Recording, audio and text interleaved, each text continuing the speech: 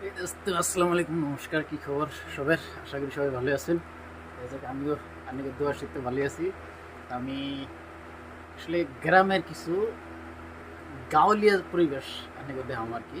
তো যাই হোক, ধৈর্য থাকতে ভিডিওটা দেখেন, ভিডিওটা আমি আরম্ভ করি।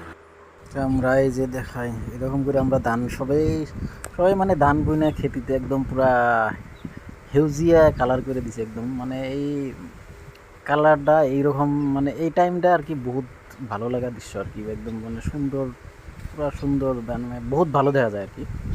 সবে মানে এরকম করে ধান লাগাইছে, এরকম ধান লাগিয়ে পুরা আমাগো এখনো আছে আর কি। এখনো 1-2 বিঘার মতো ধান লাগাইতে বাকি আছে।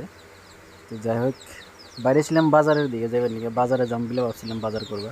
তো এইরকম বতরটা এরকম ফট করে চেঞ্জ হয়ে গেলো। তো এইরকম গরম আসাল সারাদিন, সারাদিন গরম থাকার পরে বোতলটা ফট করে এরকম করে চেঞ্জ হয়ে গেল গা। তো বৃষ্টি আহে নাকি এখন, ওটা ভাবতেছি আমি। তো দেখি, ভাবছি যে অল্প দেরি করে তাহলে বাজারে যাই আর কি। কী করবো, কারণ যদি যাই ফট করে, যদি রাস্তায় আবার বৃষ্টি ধরে যায়, তো সেই জন্যে একটু দেরি করে যাওয়াটাই ভালো আর কি। পুরা বাতাস আর কি, পুরা একদম বাতাস আইসে, শরীর একদম ঠান্ডা। কইতে কইতে আমার পুরা বৃষ্টি আই পড়লো। গাড়িটা ভিজে গেল গা আমার,